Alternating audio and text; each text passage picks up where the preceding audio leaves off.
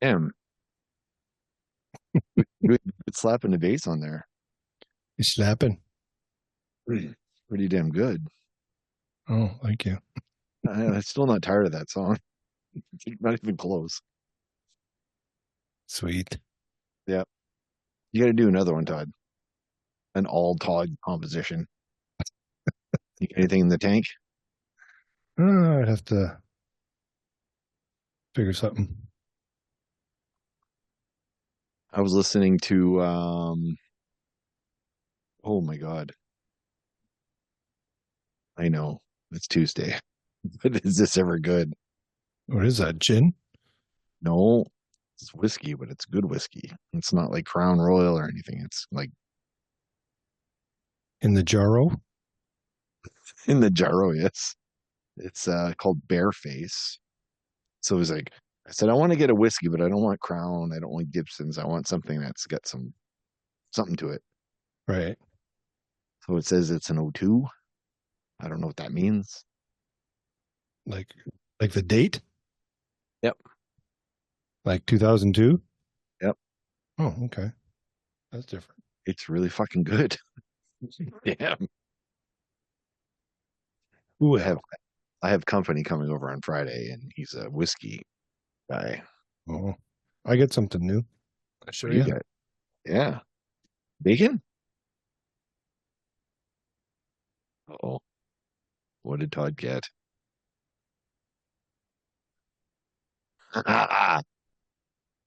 Nice. Is that a guitar? It's hard to see. It's so shiny. It says live music. No way. So that's what you that's what you got to turn on when you're in the studio? Yeah, pretty much. Yeah. Nice. It's got, I don't know if you can see it better that Oh, way. now I can see it. Oh man, where'd you get that? Or I can dim it too. Oh, there you go. Here, Shit, that'd be good to hang up. get that on Timu. God damn it, Timu. Freaking Solani, he retires from hockey. And now he's selling shit online. No, I doubt it. But Do you remember you met Timu, didn't you? uh Sort of. no, I think I saw him one time. Uh I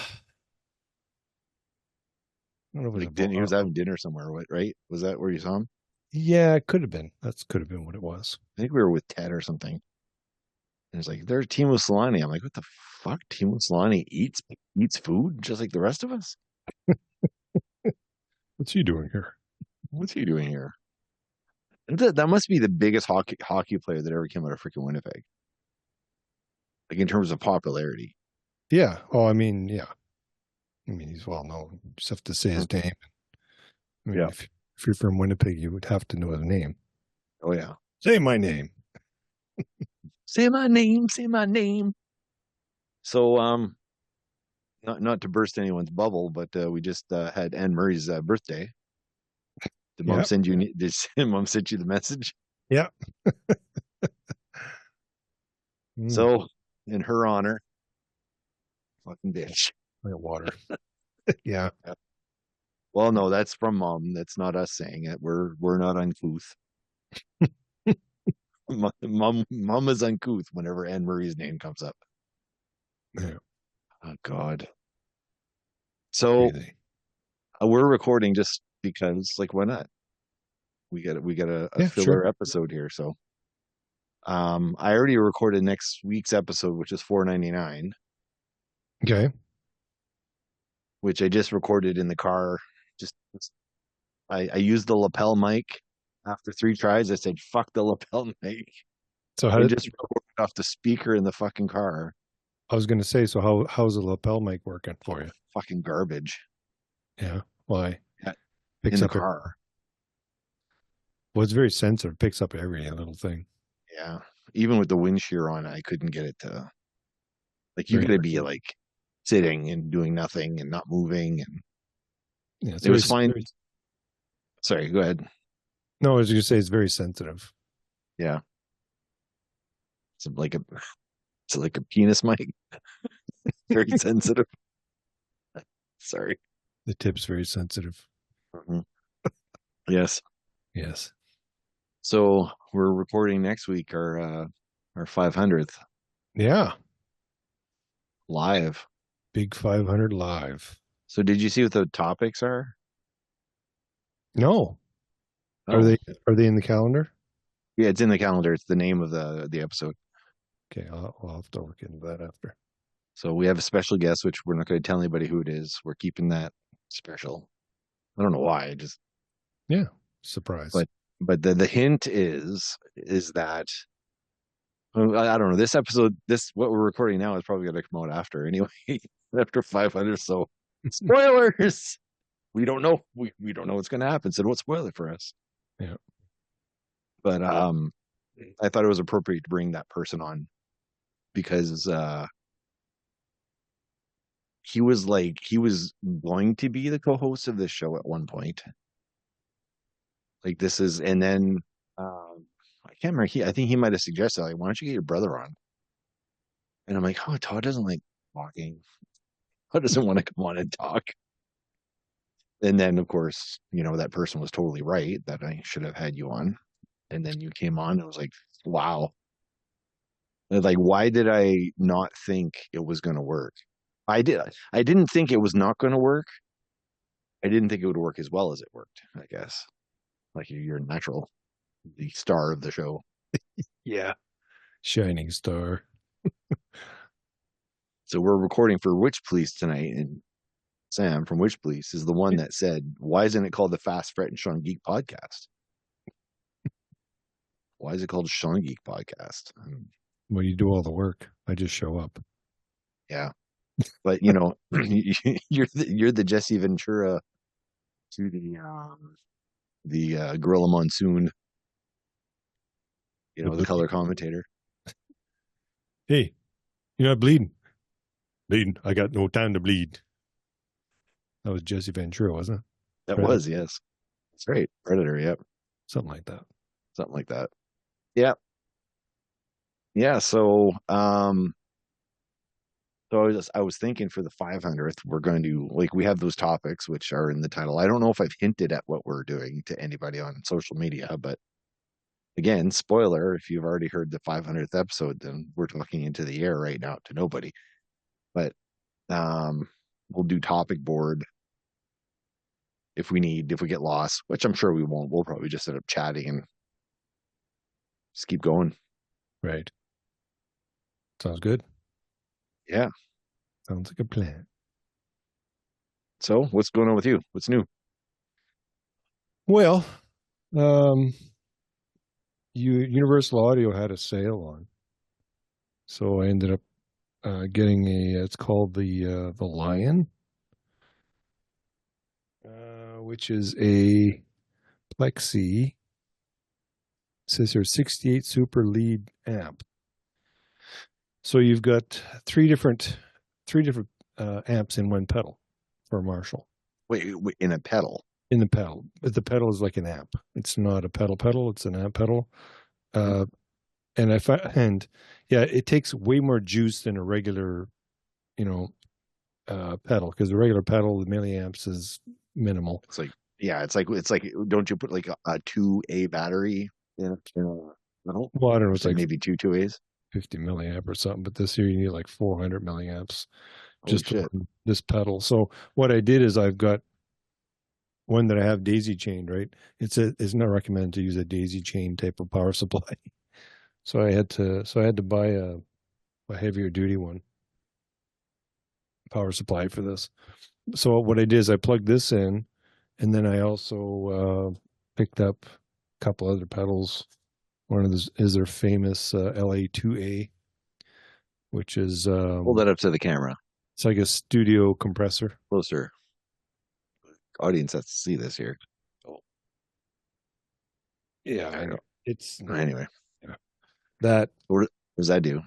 And it's like a studio compressor. It has its own color. It enhances the sound a little bit. It's kind of like one of those always on type thing. It just makes everything sound better. I don't know how to explain it, but it's but usually when I'm doing tracks and stuff, when I had was it T-Rex or I can't remember the program I was using when we did the album, but there's a lot of compressors and stuff in there that you put in to kind of glue everything together. In Reaper, though. Yeah. Compressors in Reaper, you mean, right? Yeah. And then I got a Brigade, which is, can't see it here, but it's also Universal Audio. It's a chorus and vibrato. And this is supposed to emulate the Alex Lifeson's Boss CE1, Okay. which was an old pedal. It was huge, and actually Ray had one, and I think he had sold it, and he got a lot of money for it because it was the original, right? Yep. But this is supposed to emulate it. But the problem is I don't have. I'm not running anything through a.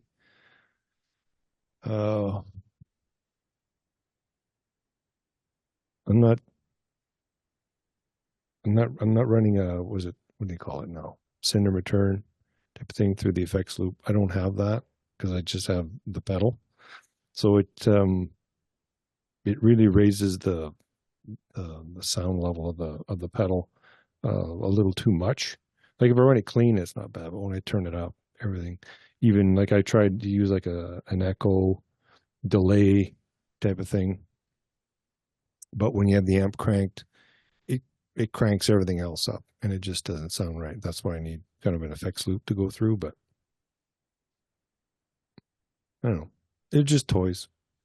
And I get some plugins. UA had a sale on, so I get some plugins for Reaper. So if Wait, who's UA Universal Audio.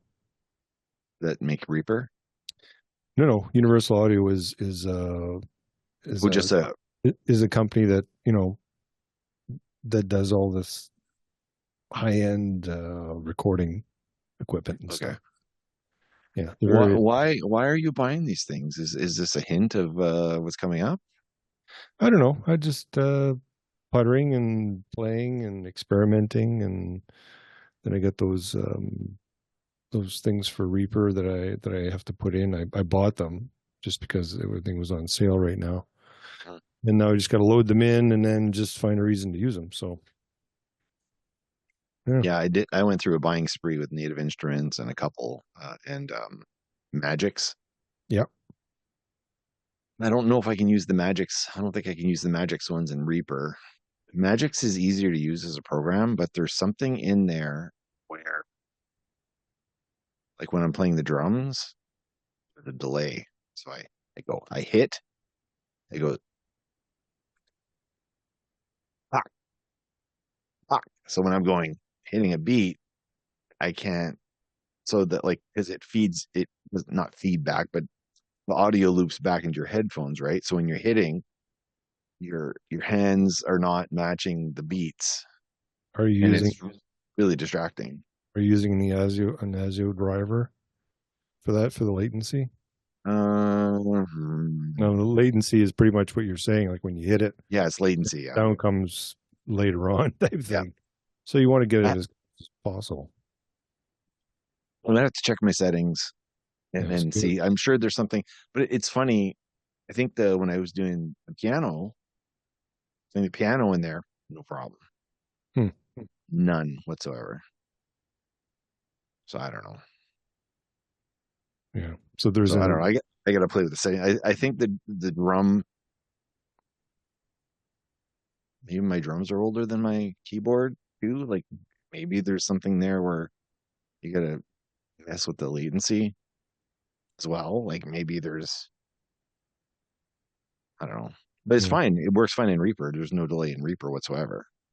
Well, Reaper is probably using ASIO for all or whatever it is for because if you look in your settings, it'll show you what it's using. Yep. Yeah. I don't know. So That's the only problem with Magix. So I mean, it's so freaking easy to use, which mhm. is why I ended up buying it. It was like $100. I ended up buying it because I want something easy to make music with. Right. And then who the fuck was it now? I think Chris Jericho or something was saying he's talking about He knows everything about everything, and he knows everybody. He was talking about how Michael Jackson would record the same way as Dee Snider from Twisted Sister would record, and neither one of them play any instruments. So, but they wrote all their music. I was like, well, how does that work? So what they would do, Michael Jackson and Dee Snider both, Michael would have his 4-track or 8-track or whatever, and he'd go, and he'd record the whole drum. He'd mouth the drum. Track 1, replay the beatbox he was doing. And then he would do the whole bass line for the whole song. Go back, play again, forward, record the guitar track, and then record the percussion track. Everything was all done with his mouth. And then what he would do, he used to bring that to Quincy Jones. Find some musicians to play this. That's how he did all this stuff. Same thing with Twisted Sister. Dee Snider was the sole songwriter on all their music. Really? Yeah. Wow. You know, like Stay Hungry. Dun, dun, dun, dun, dun, dun, dun, dun. Well, that's literally Dee Snider going dun, dun, dun, dun, dun, dun, dun. JJ, can you play this? Dun, dun, dun, dun, dun. And, you know, it's just sure. So I don't know. I'm like, fuck. I always thought that was lame because I thought about doing that with you and just, hey, can you play this? And when we're in the room together, we're jamming, and I'm like, oh, can you play this riff? I'd mouth it off to you, but instead of me going dun dun dun dun dun dun, I have to go boom, and then you're like, got it. You already know where to go. It's the fucking weirdest thing. Is like when we were playing win, lose, or draw. I draw one line, and you're like, table. and then then you would go up and you start drawing basketball. And then and then what was his name? Ruben, the Newfoundlander. Holy Lord Jesus, boys! You guys are psychic. Freaking out. Yeah. Oh Jesus. Crazy. I'm just gonna text Mr. Dyson here.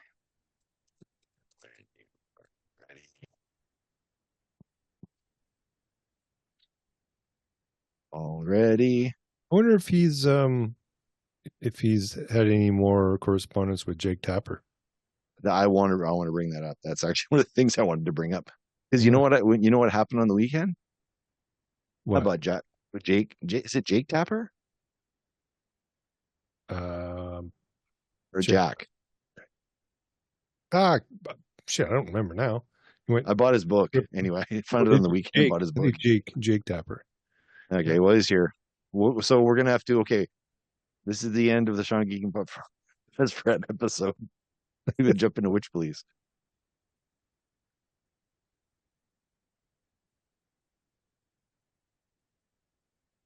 Connecting to audio. Yo. Uh-oh, there he is. Hey. Can you guys see me or no? No. I can't see you yet, but it's probably loading. There he is. What's going on, boys? Holy shit, we're doing this again. Just like old times, eh? When was the last time? When did we do this last time? I was going to ask you the same thing. I remember. It was right around. It was COVID for sure. It was COVID? It was after my dad passed, so it was probably 2020, 2021. Shit. Yeah. So it's been a few years. Holy shit, yeah, and that was fuck, that was a great interview. Holy shit. No, it was like you were on point. I don't know, I thought we were pretty good. And you're all right. Yeah, no, it was definitely one of the best I've ever had. I hope I can bring the same energy for sure. Well, we don't bring too much energy. We don't want to make Sam's show look great. Yeah. We don't want to be too good. Sam will be out of a job. Yeah, Sam will be out of a job. I'm glad he asked me to do it. He needs some help. He's having some trouble filling some spots, so he brought in the guy that does the Propaganda podcast. He guested an episode, I think, this week. I'm going to help him out on a couple too. Yeah, did a good job. Good guy. Yeah, but he still has to have me on his show. God damn it. Yeah. Yeah. So welcome to Witchpolice Radio. You can hear the voice already here. We're already recording. Todd and I've been going for half an hour because we're just like, let's hit record. Perfect. We have in the room today a returning son, Nic Dyson. Hello, hello. I was excited for this. I was like, Sam was like, okay, you need to, who can you get? And I'm like, fuck, the first person I want to ask was you because like I wanted you back on our show because that like we just said, like that episode was memorable. We had a good time. It was actually for me, it was like a soul searching because we talked about your dad, we talked about me and Todd's dad. Um, Yeah, we hit on some good notes. I think that personally that I needed to hit on that I maybe was struggling with on my own because we were all close with their dad, right? absolutely, So man. Grief is a monster, but it's also an individual experience, right? And yeah, yeah, I'm really glad we could be there for each other during that time, honestly. yeah, You know, Yeah, to be technology. honest, I don't remember much from that time, to be honest with you. Um, just because there was a lot of darkness during that time, and I think part of my coping was to just black it out, to be honest with you. sure, But I do remember that interview, and I do remember feeling very very touched and very fulfilled by it, um, in a time when I didn't feel a lot of that. So yeah, I really appreciated you guys being open and honest with me, and just having a genuine conversation. It's especially over COVID when everybody was separate and all of that. Yeah. yeah. I think we were all a bit messed up. Like despite what was going on with you with your dad and everything, just that time in general it fucked a lot of people up. That's for sure. It was just messy. Yeah. Uh, I've been. Oh, if you had something to say, go ahead. No, just gonna say thank God for technology because there's no way. I mean, this was probably the best platform to have in that time because people couldn't get together, and you can actually see yourselves kind of face to face, not physically there, but you actually see the person that you're talking to versus say on a phone where it's kind of there's the. I mean, guys being visual creatures. I mean, just to be able to see the person Yeah. rather than just hear them, right? So Absolutely. it just kind of connected everyone together just that much more. Yeah, and it really brought into focus what was important and who was important, and just in each other's lives, and really um, allowed us to slow down and reprioritize, and Yeah. and those. I mean, I think back to the people that got me through that time, and yeah, it was the people that I would call every day. It was the people that I would game with every day, or um, because yeah, there wasn't a lot going on, and so No. we really had to rely on each other. Yeah, but now we're here. Look at us now. Yeah. Still Who would have doing thought? Zoom. We're still zooming. Yeah, Still still zooming. zooming. But I think too, like and Sam brought this up before too, that like he used to do all this stuff in person and it was Yeah. this like and it was a hectic thing for him. He's got his kids at home and his wife and stuff. He's like, okay, I got to go do this interview and then get back late and then be tired for work the next day and Hmm. it kind of forced him to reprioritize as well. Just like us, is that I'm going to do these remote now, like period. And that's the only way he does it. But it gives him more Yep. time to spend with the family and stuff like that. And like you said, reprioritize. I spent so much time with my family working from home. It was like the best. It was it was the best thing I needed at that time because work. I was so sick and tired of work at the time. It was just couldn't handle the over socialization. The they kept doing all these activities for team building and stuff. It's like I don't want to spend more time at work. Like Yeah. you're trying to. It's like a family. My family's at home. I don't Yeah. want, work is just a job at the end of the day. And people always prioritize their work over their families because that's the way culture was built. And that's the way it's all about the almighty dollar and working for the man and all this stuff. And now Welcome to it's like, capitalism, right? fuck yeah. But also, Yeah. I mean, look at how many office jobs now allow either full time at home remote work or half time or whatever. It seems like at least some of the fallout from that time has been positive because it seems to me like there is much, much, much more of a push for remote work or just at home work um, because of that reprioritization. Yeah. It's funny, like in my, I'm on LinkedIn because as a working professional, you have to be on LinkedIn. I keep getting these spams. Want to work from home for 50K a year? Apply here, it's just like over and over and over again. And it's like they hmm know, like even the spam bots know that's what you want, isn't it? The It remote. kind of is, yeah. There's too many pros to not want it. But I still feel like there's a lot of good in getting out of the house and going somewhere Sure. else, going to an office. But at the same time, yeah, to have that option is a game changer for sure. Wait, are we supposed to talk music or what's going on here? I just like talking to you guys, honestly. I No, just I miss do you too. guys. Yeah. So what do you been? So I don't even. I'm not. I go on social media to post for the show and that's it. So what have you actually been up to? Like I know you did a couple of shows. You did one at the Rec Room or whatever the hell that stage is called, and then Yeah, the someplace rec else. room, yeah. But what was that? When was your last show? Um, yeah, that's a good question. I've really slowed down in terms of shows. Um, my last full show that I advertised and where I was playing like a full set was last September, Okay.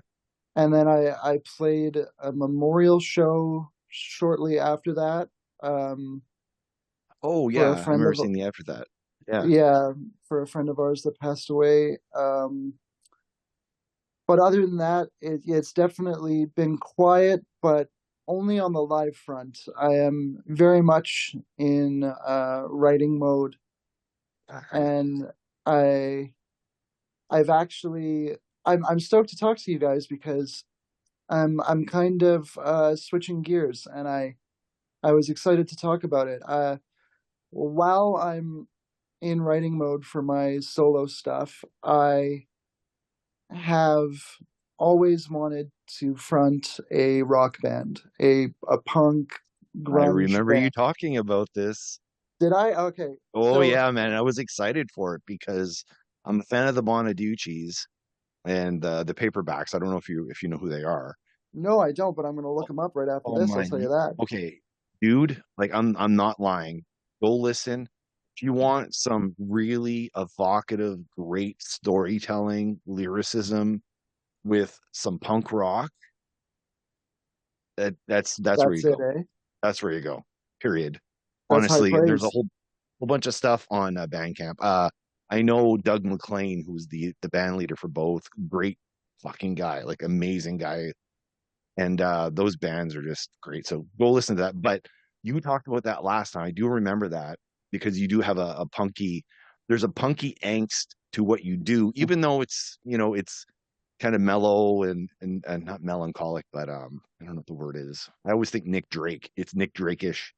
Yeah. Um, Well, that's also high praise. Wow. Thank you. But yes, but but I but your go ahead. stuff on top of like a punk thing, I think it makes sense. So what's going on with this? What are you doing? Uh, yeah. Well, I think it surprises most people when they hear what I do regularly, and then I tell them that my first favorite band was Black Sabbath, and then my favorite band in middle school was System of a Down, and my favorite band in high school was Alexis on Fire. Like they don't see that from me. And then if you don't know me, yeah, people are like, what? Like, what are you talking about? I didn't know you like Black Sabbath. And I'm like, yeah, dude, listen to the first side of Master of Reality and tell me that's not the, like, you know. Anyways, Yep. I so I've always wanted to make music like that, and I have been writing for it since like maybe 2016, 2017, off and on, you know. So I have a good collection of songs already, and this summer, my best buddy, Monty, he's been in a band before. He was in a band called Voider, and uh, he's just a huge music fan and local music fan, and I've always wanted to be in a band with him because I just think he's got the best energy, and so we got together and we started practicing, and then our drummer, who is my best friend since high school, maybe even middle school, he moved to Ottawa for a job, and we were kind of like, do we try to get another drummer? But it just didn't feel right without him. But we tried with a couple of other drummers, and yeah, we just couldn't. You know, it's hard to get everybody on the same page. It's hard to get everybody motivated to practice, to get together, all of that stuff. It's one of the main reasons why I've been a solo artist for all this time, because it's just Easier. it's so hard to rally people together under the same cause. But my buddy Monty was like, man, you've been holding on to these songs for so long. Like, I really want to play these live. Like, I want to write with you. Like, let's just go to the studio. We'll get somebody to drum for us, and we'll put some songs down. And we did. You did? We did. Wait, there's something? There is 3 songs, and it's Sorry, I'm excited. I love new music. Well, I'll tell you, it's not over yet because I should be getting the final masters tonight. Oh, Jesus Christ! I mean, I've heard the masters, like, just all we're waiting on are a couple of revisions, but the songs are, they're massive, and it's hard to believe that they're real. Just because I've dreamed about it for so long, and I've thought about it for so long, and I've wanted it to happen for so long. And so to actually have it down and see our work down, it's amazing. It makes me excited about my own music in a way that I don't think I ever have been. That's super. Yeah, like and I don't think it's just because it's a different genre. I think it's because with my solo stuff, it's always been so hyper personal. It's just been like really hard to not only get those songs out of myself, but to share them, to perform them. It's just really hard on my heart, and on my mind, and sometimes it's just not fun to do that. Like I Wow. get, Yeah. like I get the value of doing it, and like I know that sharing them allows people to connect with them and all that, and that's all fine and great. But at the end of the day, sometimes I got to look out for myself, you know, and if it doesn't feel good, it doesn't feel good. Amen. Yeah, and so not to say that I don't want to record those, or it's not that I'm not saying that I don't want to perform them or I don't want to ever acknowledge them ever again. It's more that I just need a break from from that kind of creativity. Like it's just so heavy, and I wanted to find a way to channel my creativity into something that I could actually have fun with, that still is, you know, a piece of me, a genuine piece of me, a sincere piece of me, but something that is just a lot more fun and a lot more Well, focused I might on. be Go speaking out ahead. of turn here, Go ahead. Go ahead. but I think you're not just sad guy. I think you have more than one emotion. I think you got a Thanks, whole man. I bunch, and really let's see the appreciate whole that. palette of colors. Like I'm excited Yeah. for if you're just going to do the same thing the whole time, you're going to get bored with what you're doing. There's no doubt about that. You gotta try different things. If you're AC/DC playing the same, you know, the same album over and over and over again, like that's fine. Your fans are going to like it, and that's great. But if AC/DC was, you know, was singing about sad stuff all the time, Angus Young would have retired a long time ago. You know, like you can't maintain that not composure, that those feelings for forever, because it's just going to break you, and that's not fair to you for sure. Like try other stuff. I'm more excited to see you try different things.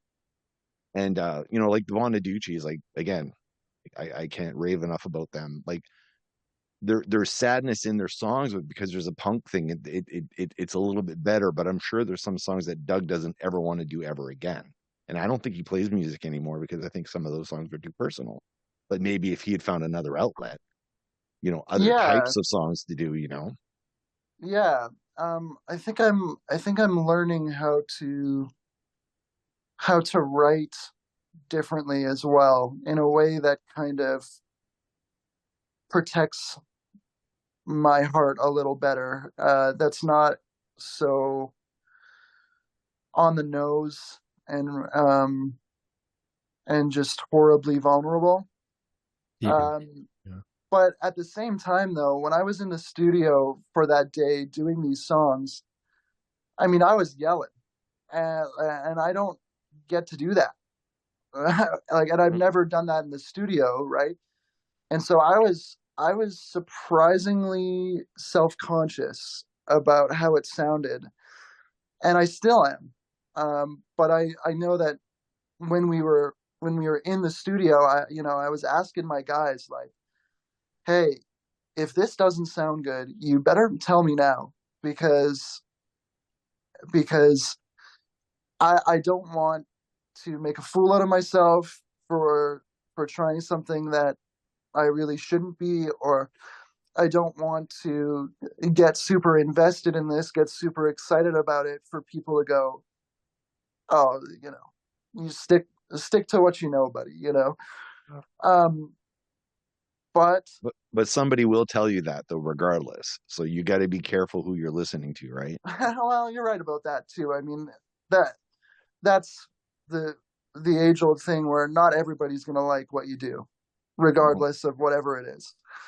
Um, and I get that too, but I wouldn't want my friends or the people who have really invested a lot of time in what I've already done to look at what I'm doing now and go, it's just not it. But I will say that the initial reactions to the my core people who I have shown have been pretty positive, and just as I suspected, they were shocked that I could write that way, sound that way, which is a really cool feeling, because I feel like I said, I've always wanted to do it. I feel like I've always had it inside of me. So it's really cool that it's finally coming to fruition. I will say this though, the songs are almost ready, and they will come out uh, probably within the next month. To be honest with you, we really really want to get them out as quickly as possible. But the plan is to let people hear them, let people get to know them, and then um, by by a great miracle, my friend who moved to Ottawa is actually moving back to Winnipeg, and got a job doing something remote. full circle moment. So Nice. yeah, so You he's able planned to that, didn't you? and so we're getting the band back together. So I don't think we'll play live until he's home, but it's definitely for sure gonna happen. Because we desperately, especially now that we have them down and we kind of know what we're capable of, we really want to play them live because I think we're gonna have a blast. And again, that's all I'm really looking for right now.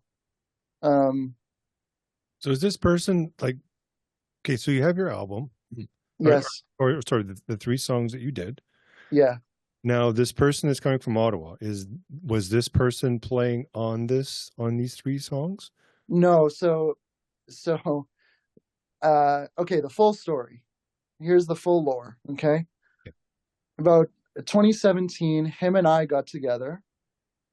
It was in a band called Parkview, like a local band here. His main instrument is bass. And he's a really good bass player and he's a lyricist and he's a good singer too. Like he's got it all. But he was like, I want an excuse to play drums because he just wanted to get better at playing drums. And I said, well, I want an excuse to write a different kind of music that is a little bit more fun, a little bit less serious. So do you wanna jam? And so we did. And so as a two-piece, we were called the Management. Not Love it. MGMT, but the Management. Yeah, no, I like that. And we played two shows, pretty close together. Got our feet So wet. sorry, what's the name of this guy? Oh, his name is Brendan Kupiak. Brendan Kupiak? Okay, I just found his stuff on Bandcamp, so now, god There you damn it, go. now I got to go down another rabbit hole. Yeah. You sent me down a rabbit hole. Okay, anyway, keep going. Keep going. And funnily enough,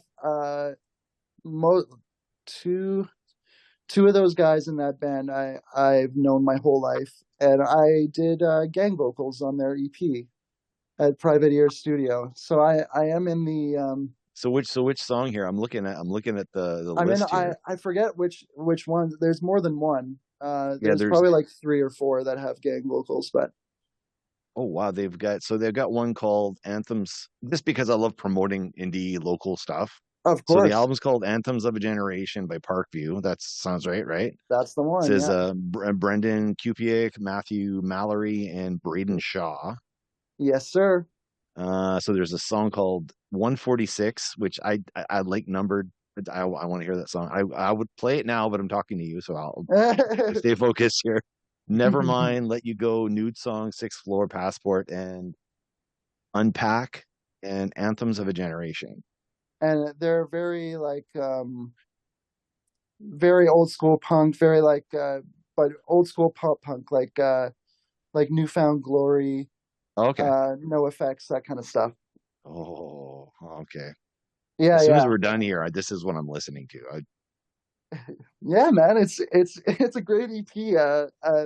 I love those guys very much.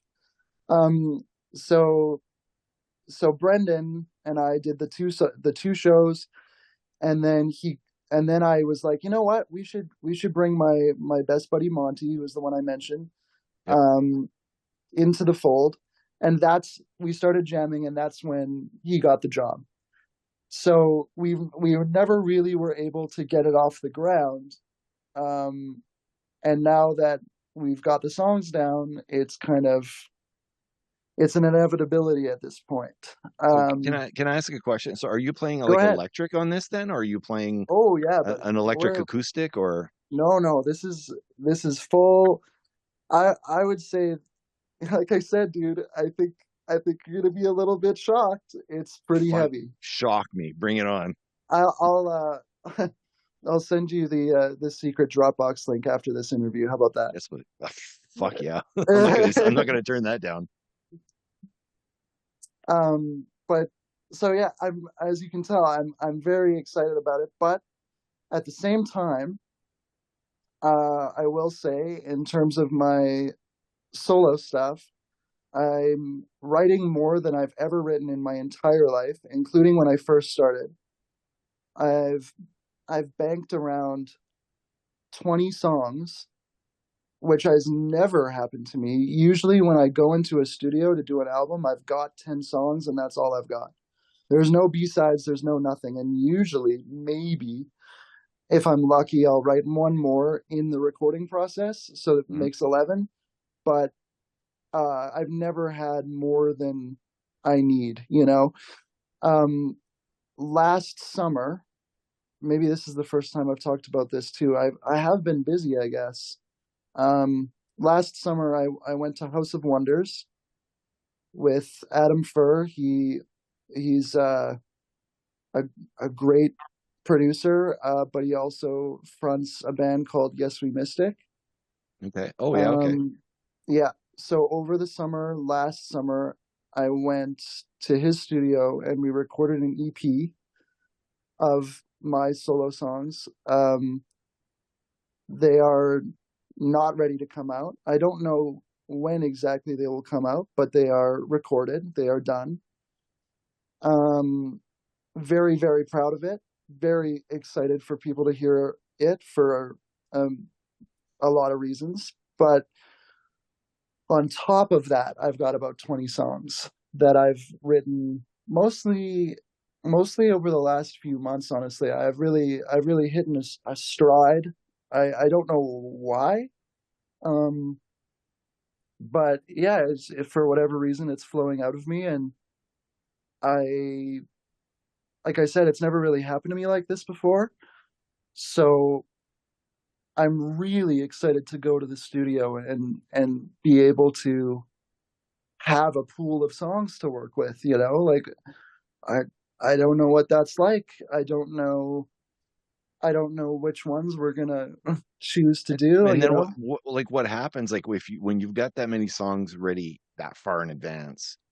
Like when we did our Dome album, we hammered the shit out of those songs for God, how long did we play those songs? Like practice after practice, just not good enough. Change this, up, do this. Todd's gonna create this amazing bass line on here, like just bang, bang, bang. Do you think you're gonna like be hammering these songs because they're ready so far in advance to going in the studio to do something with it, or are you just gonna leave it as is? And no, when they're done, they're I done. That's it. That's a good question.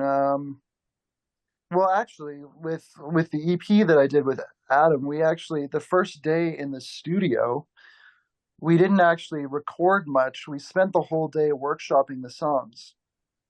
Okay. Yeah, and that was one of the first times that I've ever done that too, because every other time, we record the songs as I have written them, and so this was the first time that we deconstructed them and said, like, can we move this part here? Can we add a little moment here? Can we, you know, so a lot of the things that we decided to do were pretty minuscule, but one thing that I've learned is that sometimes the best part of a song is that tiny detail, right? Um, and so really putting the songs under a microscope and figuring out exactly what the hooks are, um, where the dynamics are, all of that stuff.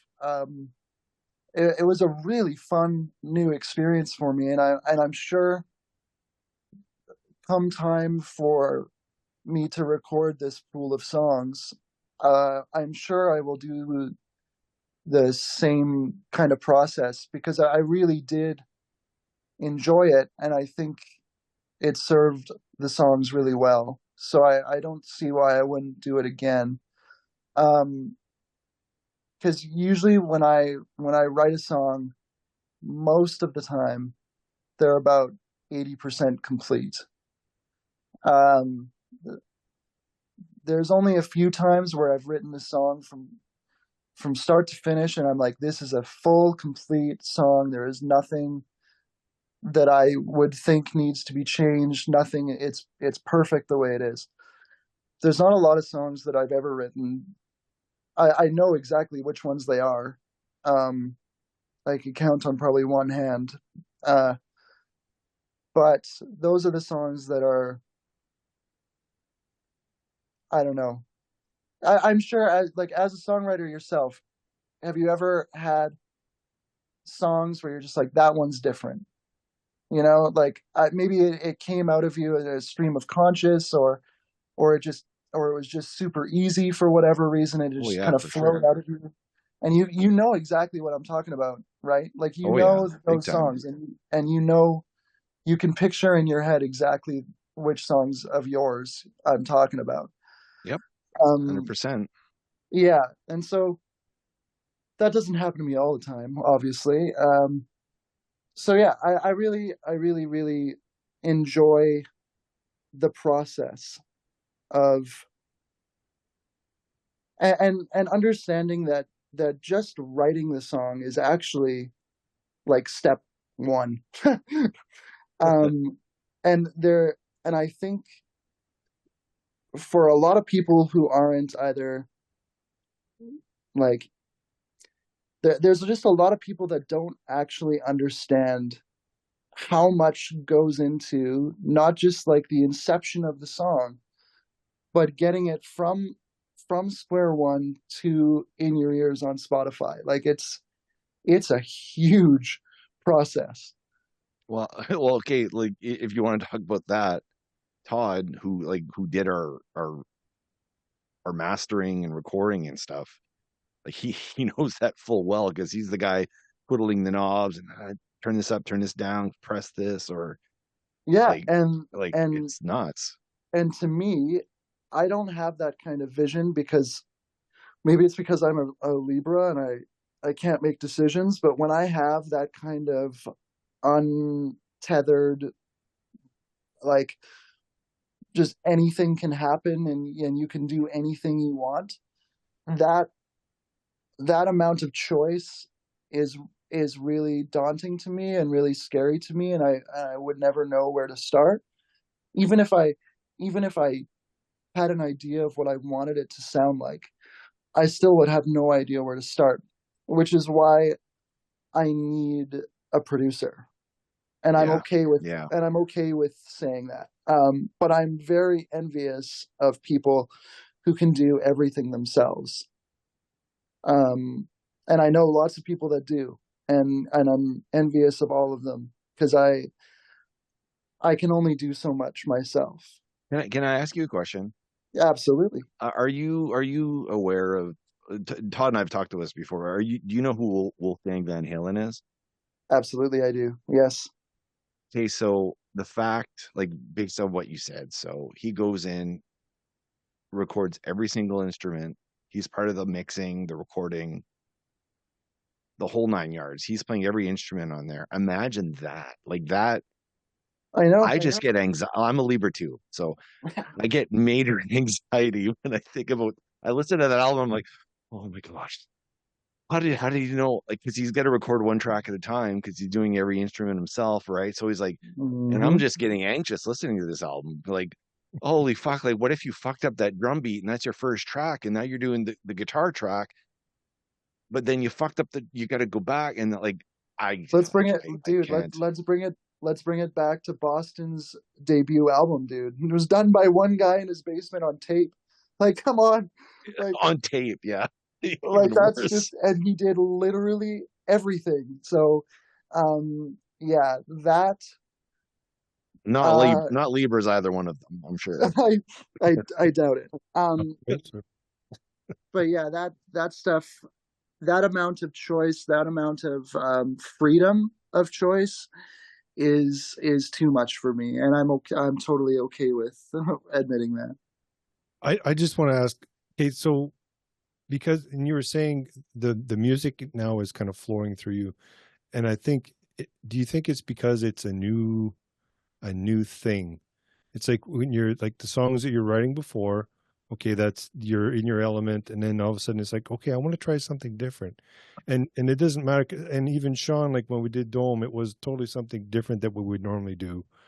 And I'm sure, Sean, when you were writing that stuff, it was like it was a whole new genre, and you could like open up in a whole different way that Oh you yeah. never thought of before. And Nick, the same thing with you. I mean, the music that you've been doing, and then this new stuff. It's like it's new. It's like a kid going to Disneyland for the first time. Yeah, a little bit. Everything is new. Like everything is like, oh, well, I'm going to try this and try that. Now with the instruments that you did, like who played all the instruments? Okay, so you sang and you played guitar, right? Are you talking about the punk stuff? Like the stuff that you at the Masters, you said you had Yeah, 3. okay, yeah, the punk stuff. So I it's amazing because we've got me, we've got my buddy Monty, who I said was in a band called Loiter, and then Brendan, who is in a band called Parkview, all principal lyricists and songwriters in their respective bands. Oh, So I told them, I was like, you know, I I don't want to be the only person writing here, even though it was Even my though you idea could. to start with, and I could, but I don't want to. I'd much rather it be a more collaborative process. But for these 3 songs that I did, that we put down, those were mine because, like I said, I'd been writing them since 2017. But on the recording, it was I played all the guitars. I played there. There's one song with a lead part that I played and wrote. And then my buddy Monty plays bass and does a couple of backgrounds and harmonies and stuff. And then the guy that recorded us, Jay Voth at Ricochet Recording, he did the drums.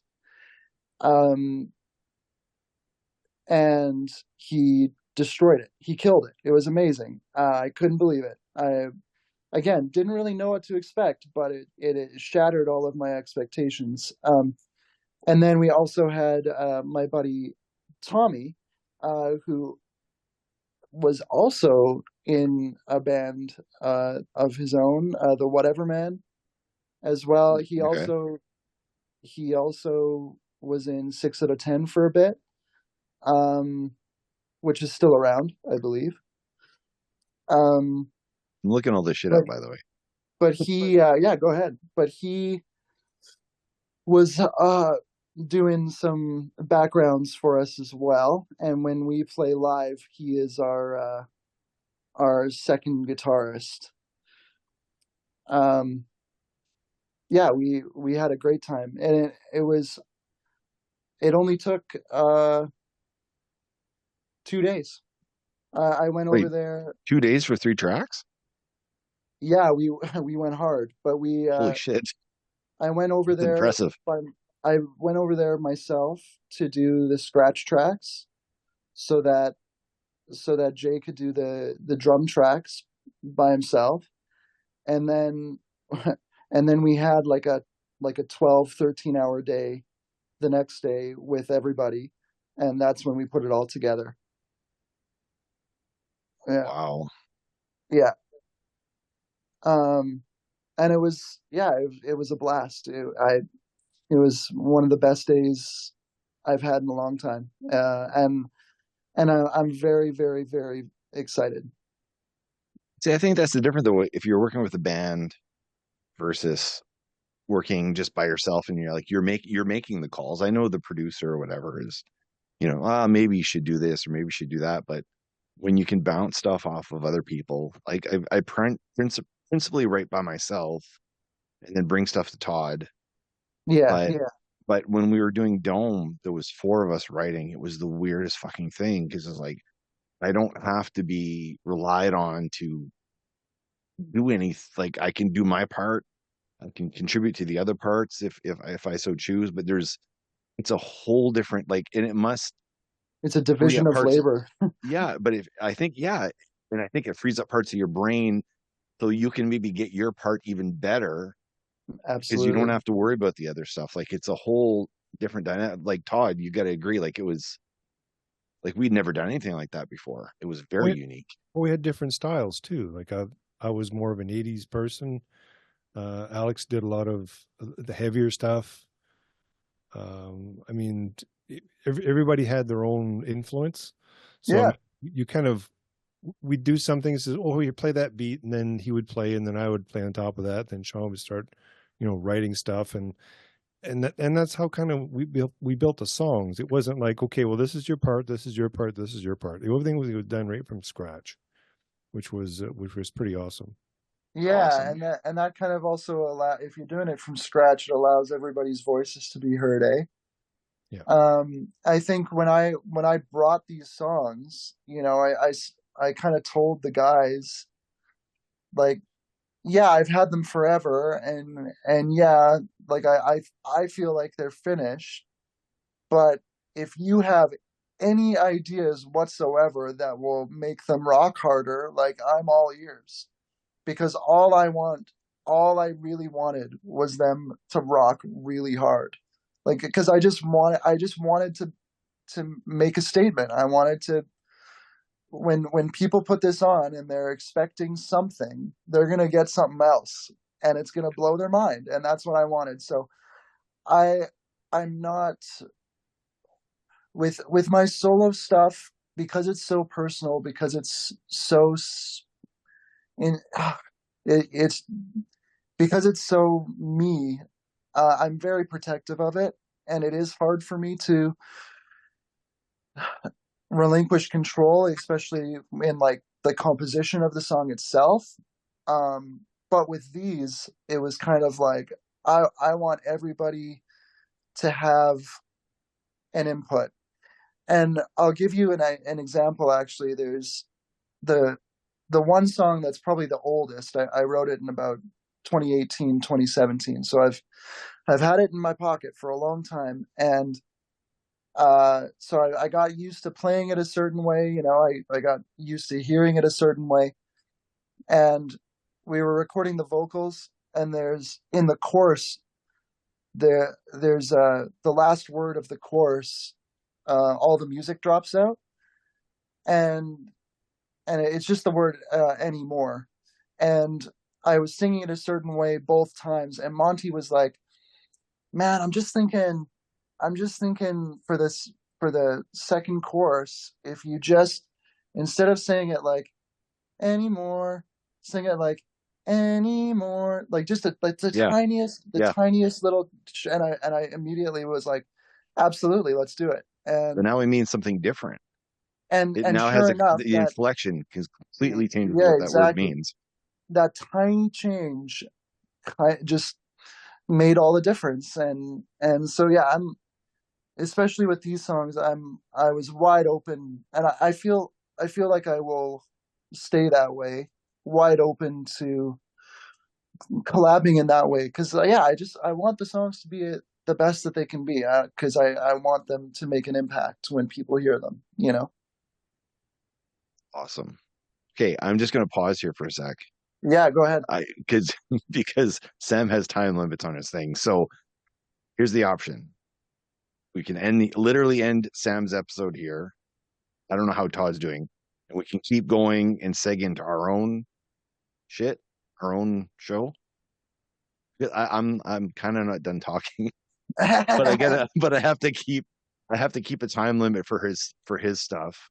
Are you okay Okay, with doing that, absolutely, man. Todd? Sure. You get a little more gas in the tank? Yep.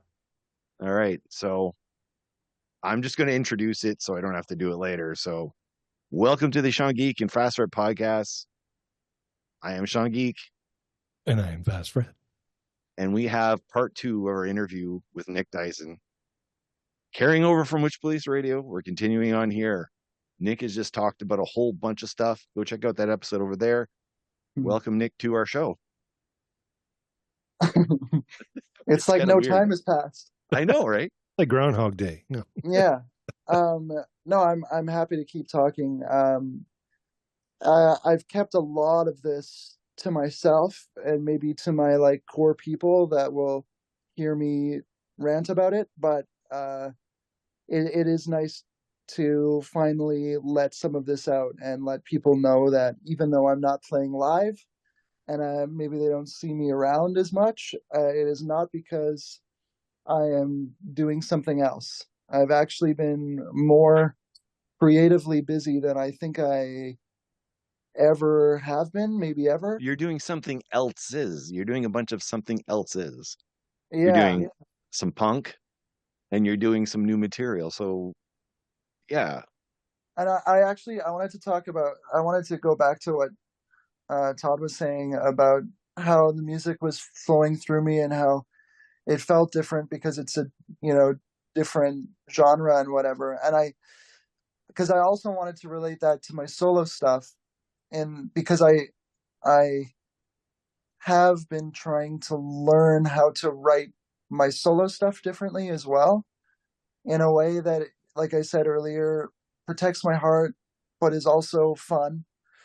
Um, and so, even with my solo stuff, it might not be a different genre, but I'm definitely approaching the writing process differently.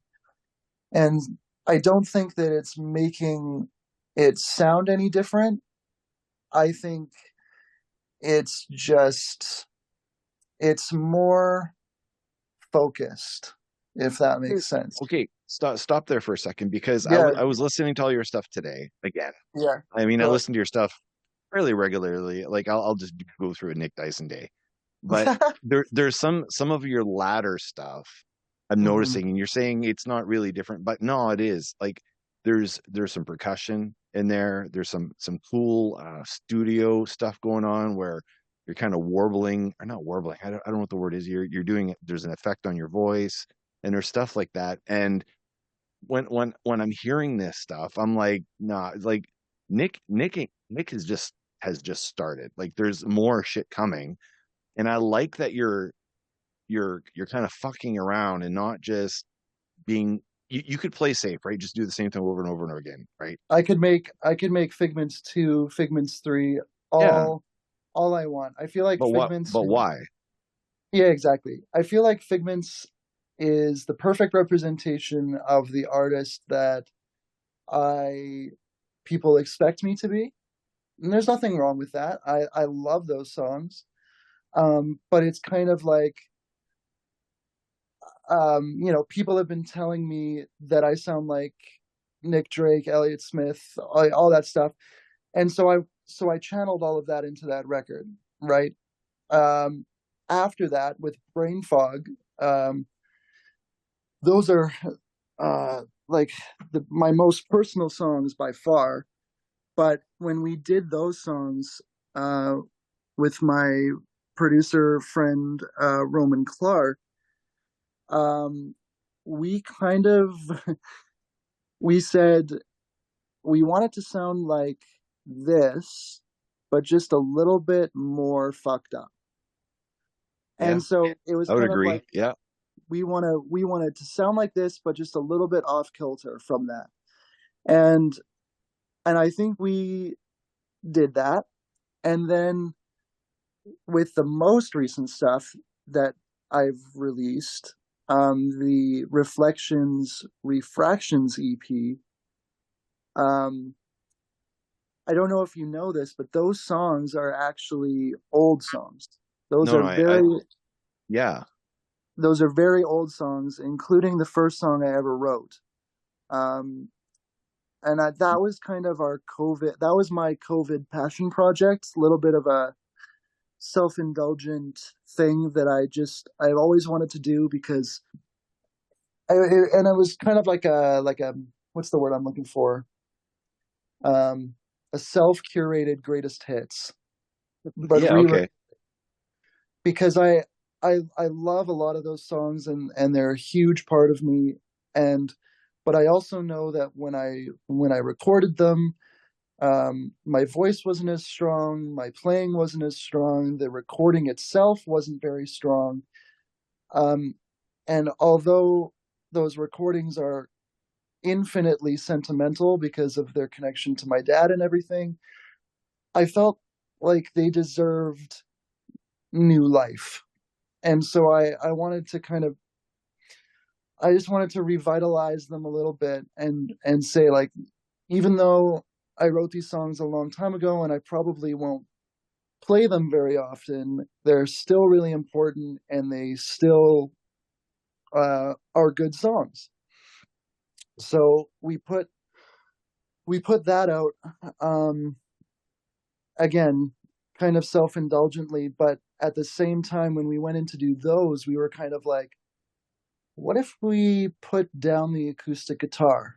What if we created a bass line that was actually like the backbone of the song? What if we turned this into like a hyper pop song, you know?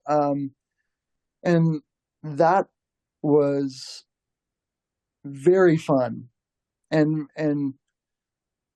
kind of proved to me as a songwriter that I didn't have to be pigeonholed, and I could write the way that I wanted to write, and we could basically turn it into anything that we wanted. So if you listen to those songs, there's a lot of different sounds on there. And I was pretty self-conscious when I released them, because I thought it might alienate a lot of the people that listen to me because they're so different.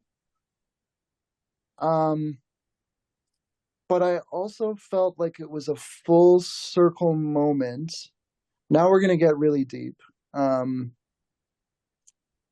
felt like it was a full circle moment because all of the music that I've ever made up until this point has been connected to my dad, you know?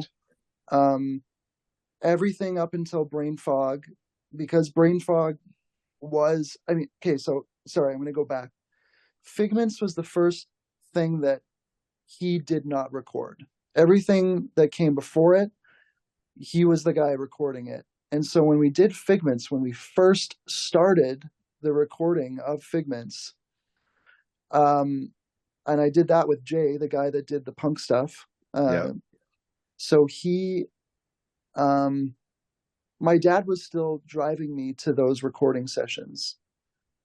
And when those recording sessions ended, I had my license and I lost my dad. So it was the first recording that he was not a part of, but he was still a part of it because he was driving me to those sessions and he knew those songs. Sure. Brain Fog was the first piece of my music that he never got to hear, ever. And most of those songs are about him and losing him, which is what makes it so hard. But when we did the re-records, the last song that I released from that was the first song that I ever wrote. And the more that I think about it, the more that I'm thinking that I haven't made my mind up about this. And so maybe I shouldn't say this out loud, but I'm going to anyway. I don't know if I want to retire Nic Dyson and restart kind of under a moniker, perhaps, just because everything that I've ever done so up until now has been so tied to my dad.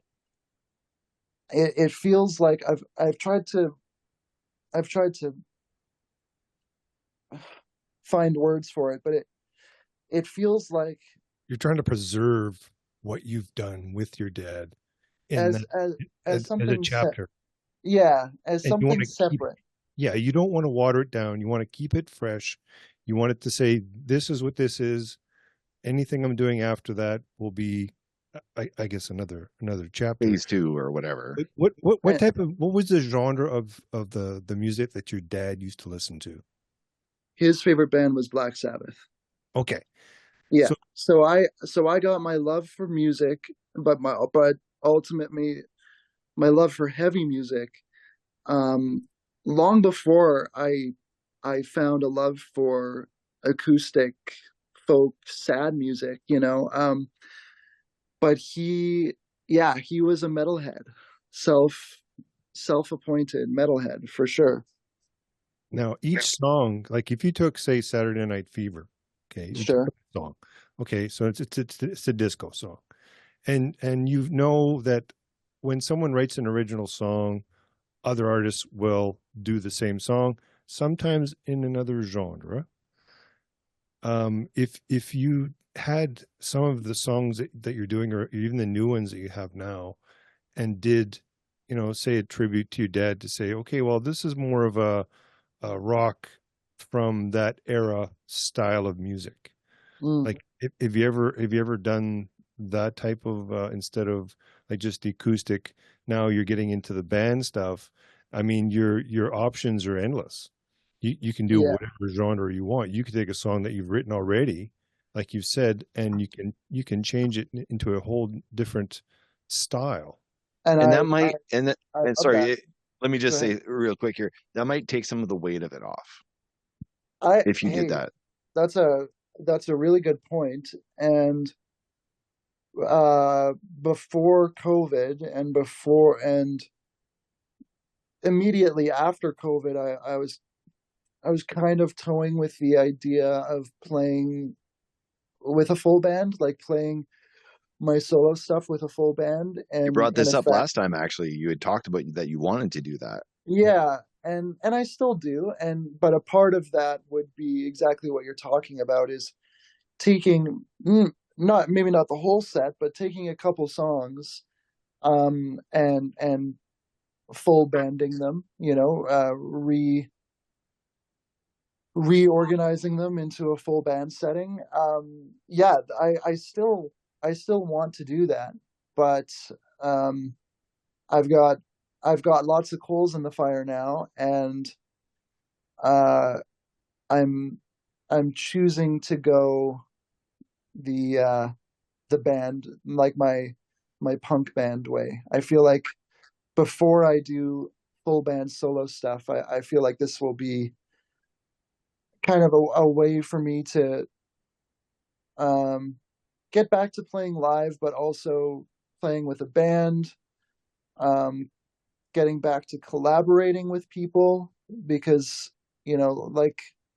like you and I have both said, our songwriting process is largely individual and very secluded. And so I think that this band, we're calling ourselves Long Fall, by the way. I don't think I ever mentioned that, but no, I didn't. I just feel like it'll be a good reintroduction into full band playing, and then when I'm ready or have the means to record whatever's next for my solo stuff, I feel like then I will start thinking about playing full band solo stuff, and potentially, redoing an oldie as a full band. I think it's important that when you get to that point of doing that, it'd be interesting to see what the other band members feel, like their personal feelings about the song. Yeah, okay, maybe they knew your dad or the situation because they know you really well.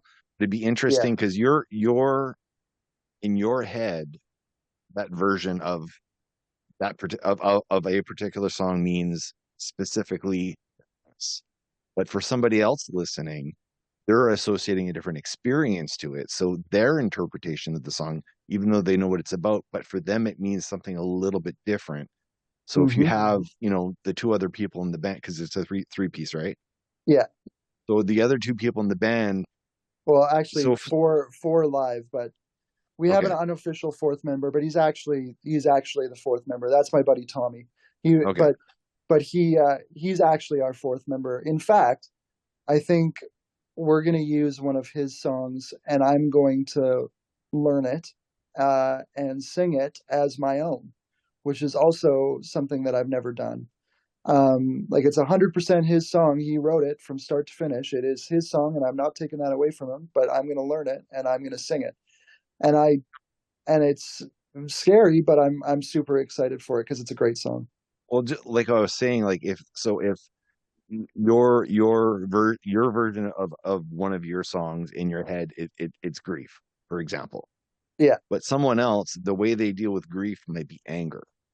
And someone else, the way they deal with grief is melancholy. So if you take the blending of these people in your band to do that song, it takes some of the weight of the song off, makes it grander. There's more going on in the song. It's not just about one specific emotion that you have.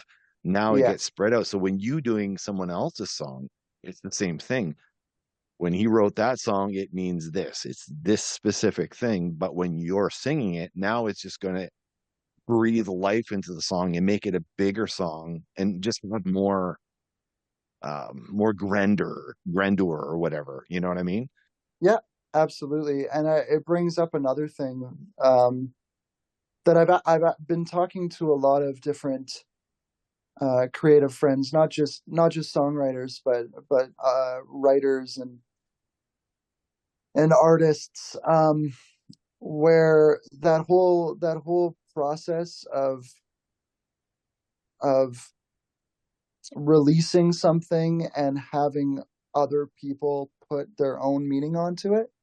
I think that it's a beautiful thing, but I've talked to other artists who don't like that. Oh, Like really? they think that what it is written for is what it's written for, and if they get something else out of it, it almost feels to them like they didn't do their job. Like like Mm. because that's what they want people to get out of it. So if they get anything else, it's not it's not good enough, right? Okay, there's good and there's bad in that. Like if you take like Nirvana when they released their stuff and all the jocks started showing up at their shows, and this song is about it's an anti-jock song or whatever, and then the Yeah, jocks are pogoing to their song. yeah, In that case, and you're like yes, you're no, that's missing the fucking point. wrong. Yeah, Yeah, yeah, but and so I get both sides for sure, but I think I as especially as a songwriter, um, that's that's how music is meant to be interpreted. Like I can tell somebody, hey, this song is about my dad dying or something, or I don't have to. And depending on how I wrote the song, like I said, the songs that I was talking about that are so heavy that make me not have fun when I perform them, those songs are so on the nose that when you hear them, you're like, this is about this guy's dad dying, yeah, right? yeah, I don't yeah, have yeah. to say it.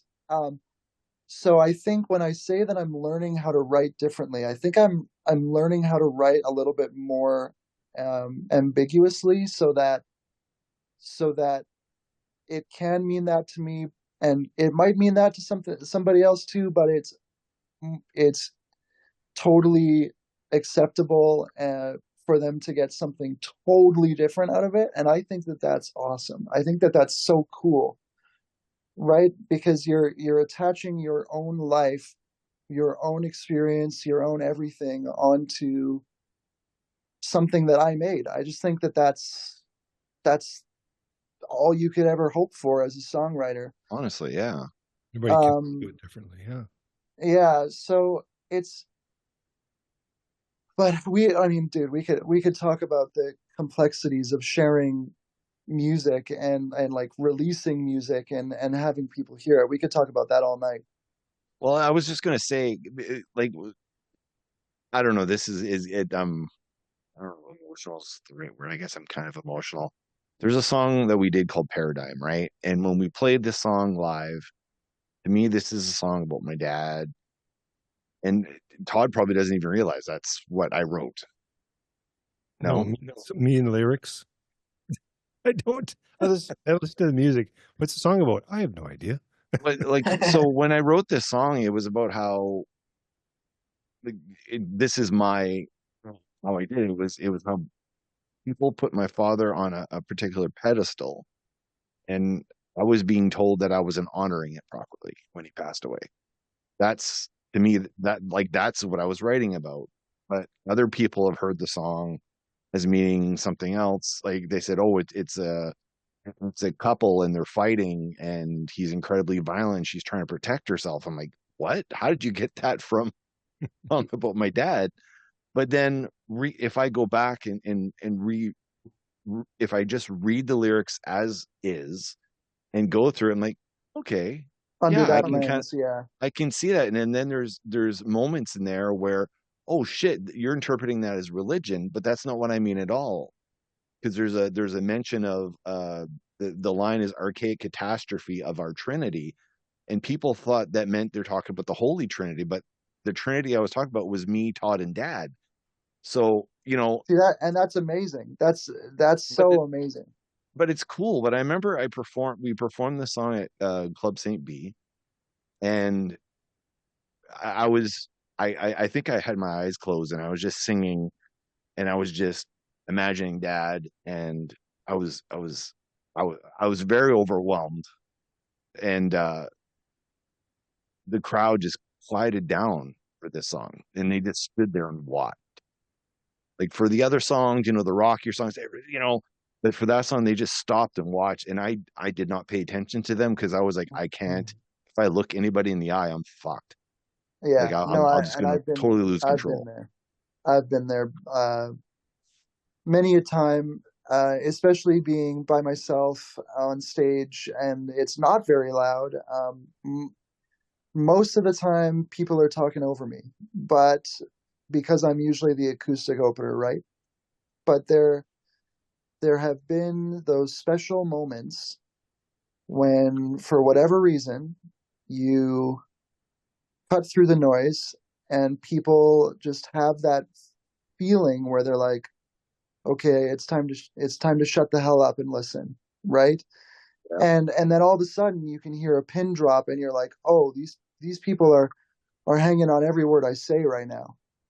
And those moments are beautiful, and that's all you could ever hope for, especially as a acoustic, you know, uh, acoustic guy that's singing super quietly, um, but in those moments you're like, okay, these people are not only hanging on every word I'm saying, but they're experiencing something, right? They're like, Yeah. they are thinking about whatever they're connecting this song to, these words to, and yeah, it doesn't always line up. It's not always about grief. It's not always about whatever the hell I wrote about. And honestly, as a songwriter, who takes my lyrics very seriously, some of the best compliments I can receive is when someone decides to share, what they connected my song to in their life. Um, yeah, it's the greatest compliment. That's the best, honestly. Like And that's next level. Like that's why you're writing the song. It's to get people feeling something, anger, that's definitely sadness, why whatever. I shared it for sure. I write for myself, and I don't think that'll ever change. And I don't think that, like, if I didn't choose to share it, um, I very well could, but every time I think, maybe I shouldn't have shared this, or maybe I shouldn't have released this, I always will go back to either a message I got from either a friend or sometimes somebody I don't know, which is even better. Um, or when I play it live and I see the reactions, or someone comes up to me after, like those moments are what make it worth it.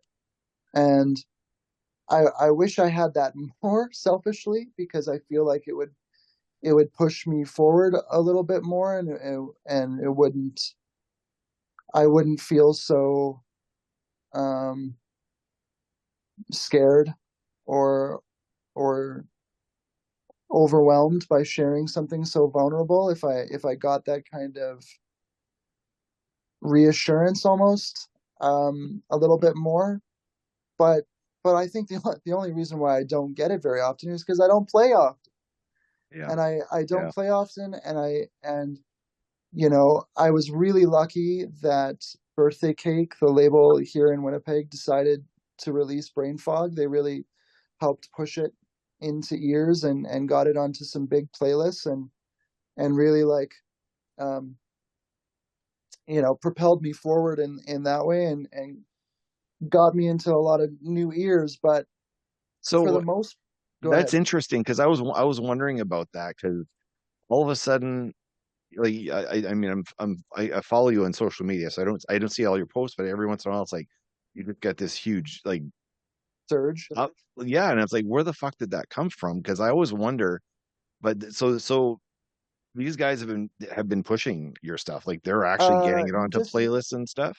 just that just that one EP, Brain Fog, they released it through their channels, and yeah, it got me onto some Spotify playlists, and like, that's amazing. And that was kind of what I told them I wanted to happen. So the fact that it did happen was, you know, like another goal met.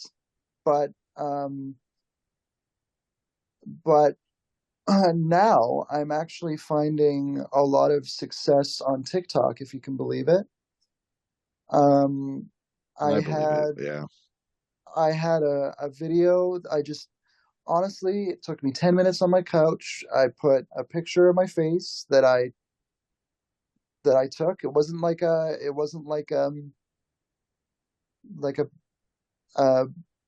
posed picture. It wasn't No thirst trap or anything. no, no.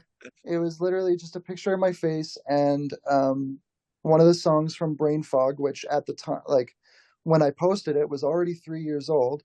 I just put uh, TV Crimes behind it, and it took off. It's sitting at about 30,000 views, and it's bottomed out now, but like, 30,000 views is 30,000 views, and I gained a lot. Like, I think I at the time maybe had like 200, maybe even less, Spotify follower, or not Spotify, TikTok followers, and now I'm sitting at 1,300, and most of those people are people that I don't know, that are all around the world, like, not just in Winnipeg, but like literally everywhere, like UK, New Zealand, Australia. It's pretty amazing. And then the other thing that happened recently was I posted a cover of Long Time Running by the Hip, and I put in, just at the very start, I said that my dad passed from the same cancer, and that I played Long Time Running at his funeral. And it was starting to gain traction, so I tagged the Hip, and they reposted it. They Um, reposted it. they reposted it on their Shit. channels, and they commented, and they said some nice things. And so then I got a bunch of Hip fans on my channel now, right? And so I'm finding a lot of success on there, and a lot of positivity. You know, I think it's become a really, really, really positive, good platform for independent artists like me to just put stuff up and hope it lands on somebody's page. And you know, yeah, I've only had the one go kind of viral, and I had the Hip help me with the other one. Every other one that I've posted, doesn't get that many views, but every time I post, I'll I'll find a couple of people that have never heard me before. And so every time I post, I'm growing just that much more, right?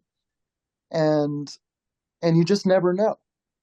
Like if the next thing you post might end up getting a million views. It's one of the wild things about TikTok, right?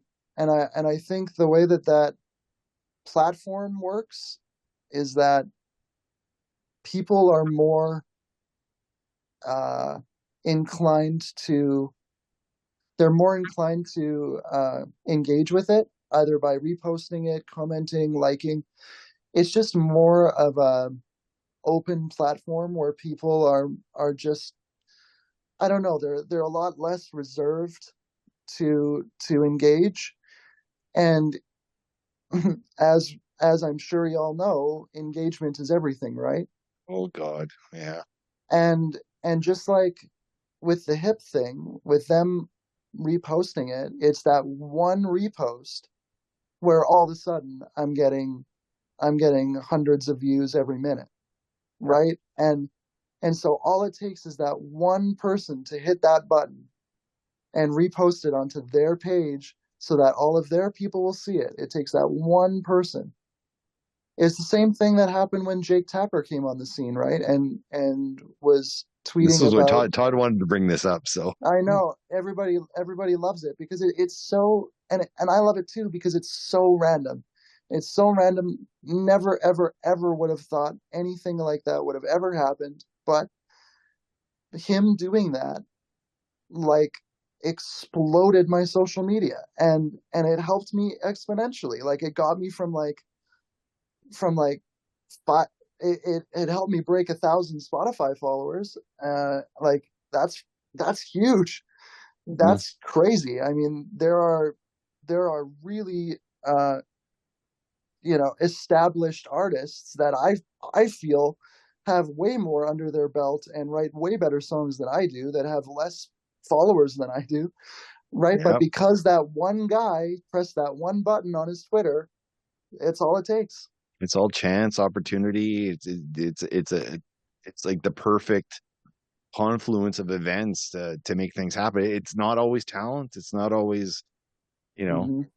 And you but just never know what's gonna resonate with people, and you never know what is going to break the algorithm in terms of like getting you getting you on top of it where you start showing up on people's feeds and stuff. Yeah, it's you just never know. And Todd, there's kind of a you there's a beauty to Todd, that too, right? Todd, you had a question. I think you Yeah, brought up go ahead. You earlier. want to you have a question about old JT or what? Yeah, actually, I was going to say, like, since then, have you spoken to him at all? Like, is there been any? Yeah, man. Yeah. Yeah, he's still around. He's still a fan. He is I think he was a lot more inclined to uh, spend his time on me when he had it because it was COVID. But I don't know if you've been paying attention, but he's the guy asking the questions at the frickin' presidential debate right now. So he's a Why? really important guy, and he's got a lot to do. Um, so I tend not to not I tend not to bug him, but every once in a while he'll show his face. He I posted a song on TikTok actually. Oh, you guys are gonna love this actually. Can't believe it took this long for me to bring this up, but one of the songs on the EP that I did last summer, I actually used lyrics that my dad wrote in 1983 when he was 23 years old. He had a binder of lyrics that he had from his early 20s. They're not very good lyrics. He was listening to a lot of Dio and a lot of Sabbath, just a lot of huge grandeur ideas, a lot of demons and wizards, right? I mean, that's what they were listening to back then. Sure. But I kind of flipped through it and I pulled what I thought were, my favorite lines or whatever. And there was one line in particular where I was like, I think that would make a good hook. And I wrote a song around it, and it is one of my favorite songs I've ever written because it has lyrics that he wrote, lyrics that I wrote, and I wrote it on the guitar that his dad, my grandpa, built for me when I was 12. Like it's the song. Which song is this? It's not out yet. It's on the EP okay. that I recorded last summer. Yeah. Oh, okay, great. Yeah. And great. so Make me wait. Of course. Well, you can, if you have TikTok, I posted me playing like the first verse and chorus, and I kind of put a little blurb on it just saying like, hey, I wrote this using my dad's lyrics. And I posted that, and within like 10 minutes Jake messaged me and he was like, what's this about this song you wrote using your dad's lyrics? He was super interested. But so it's cool to know that he's still around, but and he's still a fan, and he's still watching.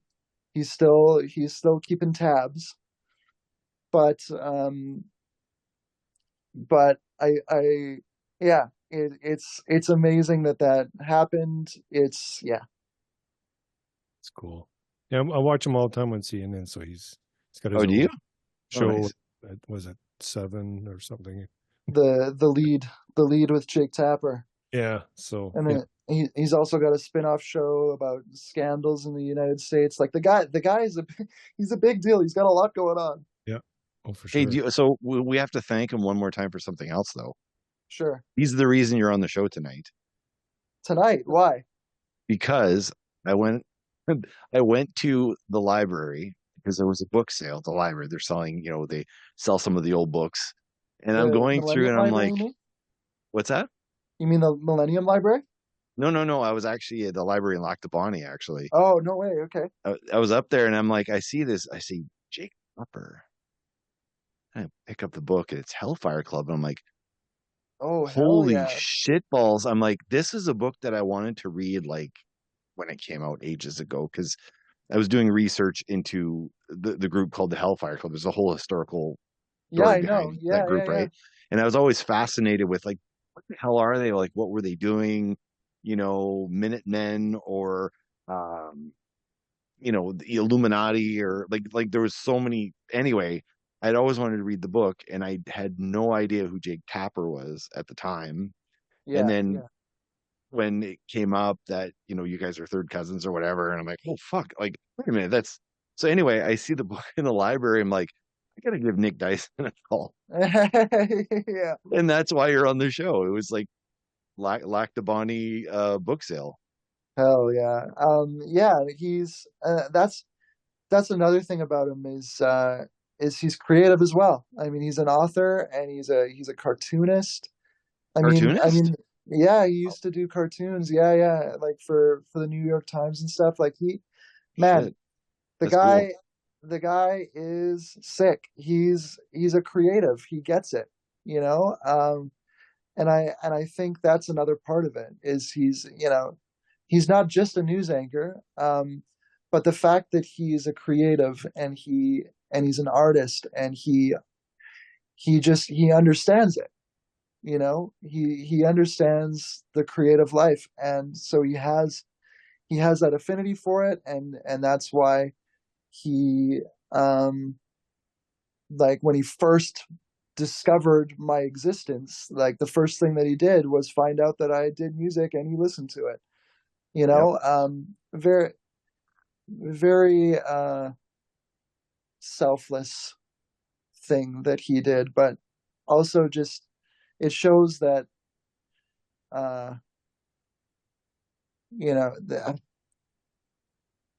there's just a mutual respect there for being an artist. Yeah. And I always got that from him as well. Yeah, I'm going to quote my dad here. So my dad always said, if you've got something nice to say about somebody, what are you waiting for? Yeah. And I always felt that like our show, like we can have somebody on and get one more set of ears on someone's music, or one more set of eyes on someone's art, or whatever. Like I think it's important, and I don't think we do it enough in societies. We need to, if you like something, it's easy to smash a button and say thumbs down. People do that all the time.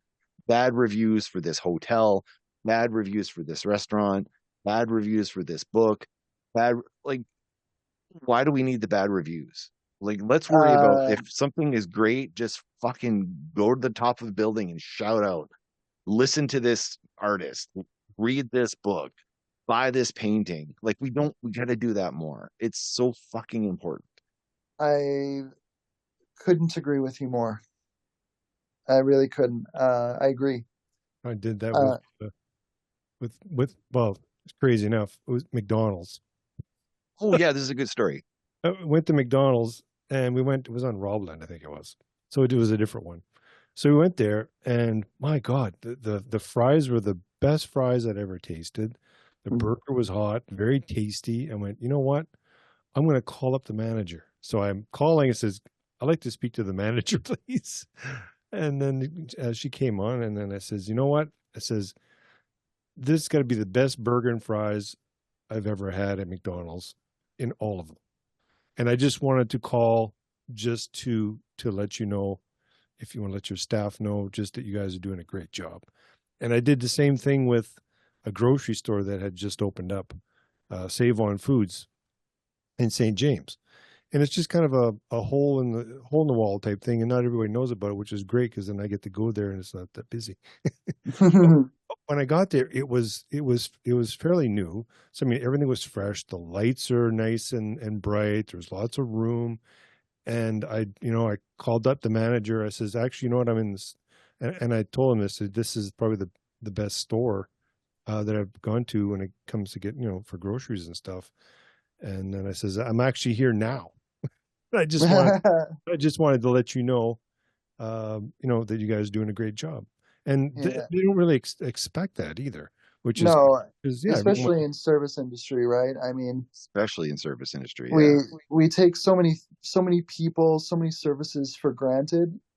And yeah, I guarantee you that they don't hear that maybe ever. And so Yeah.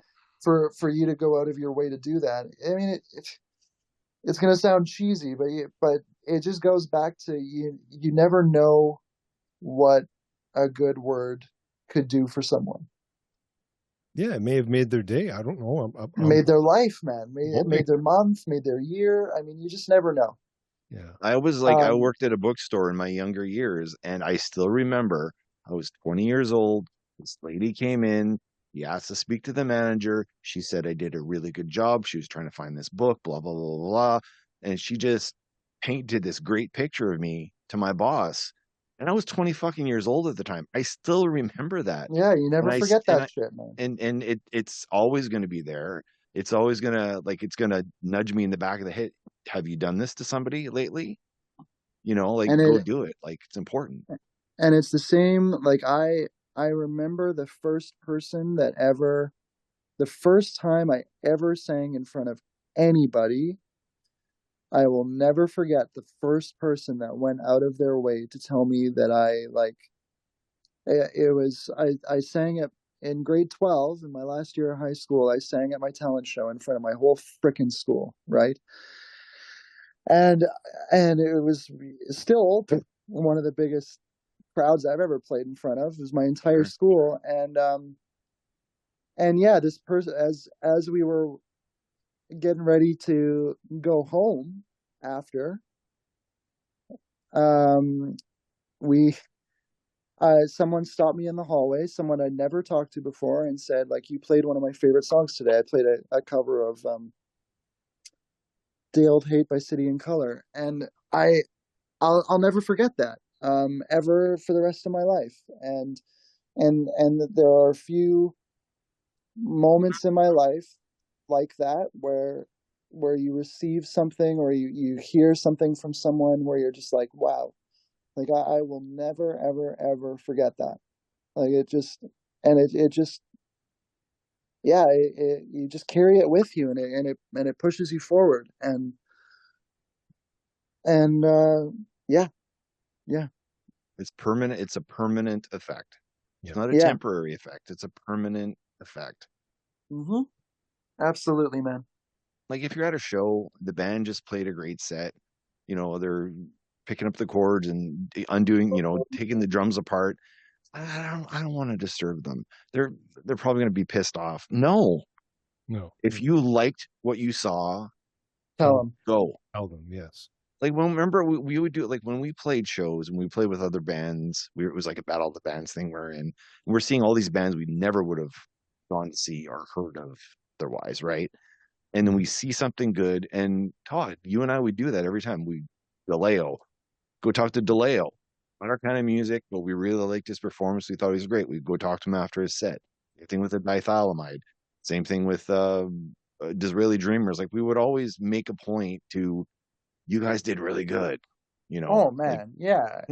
do it. Like When I play a show with anyone, if I'm on the bill, I make a point to introduce myself, shake hands, have a conversation with every single person that I'm sharing the yes, stage with. thank you, And because, yeah, it's I just feel like it's part of it. Like I don't even think about it. That's just what I want to do. Sounds But like a birdie. but I also have had the experience where someone has come up to me and said, "Hey, I remember when we played with you and you came up to me and you shook my hand and introduced yourself and and they remembered it." And it goes back to what we were talking about, is you never know. It could be the simplest act of kindness or just common courtesy or whatever, but it it can go a long way. It's not a small thing. No. I feel like Man, that's a great way to I know. wrap it up, eh? That's exactly what I was thinking. It's like Todd and I would get up at 5 for work, so I'm like, okay, we gotta cut it off. I want to cut it off on a good note. That's the fucking best note for sure. And just quickly, I know like we switched from Witchpolice to you guys Yeah. quite quickly. So I don't know if there's like a proper ending to the Witchpolice Oh shit. one. Yeah. Oh yeah. Pimp your stuff. That's what you got to do. Yeah, okay. So I'll do a little synopsis.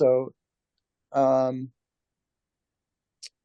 so over the next month, since this podcast, you will hear a new project for me called Longfall. It is a punk grunge pop project that I've wanted to get off the ground for my whole life. You'll be able to hear it really soon, and we will play shows in the fall.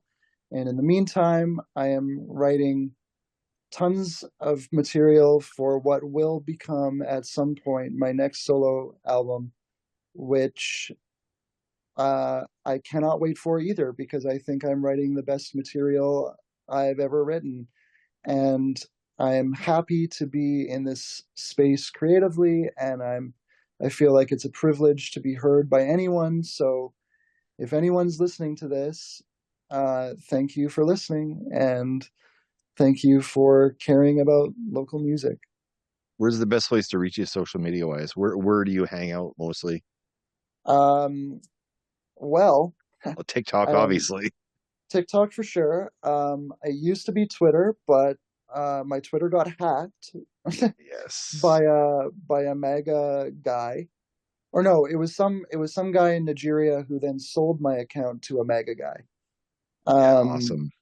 Yeah, yeah. And then within a week of that happening, it got taken down. So it's gone forever. And I've kind of decided that I'm staying off of Twitter because it is so negative and not good. And TikTok, on the other hand, is great and positive and wonderful. Is it at Nic Dyson then at TikTok? Is that right? At Nic Dyson Music. And then my Instagram, which is my only other like major platform, is Nic Dyson Acoustic. Okay, perfect. Yeah.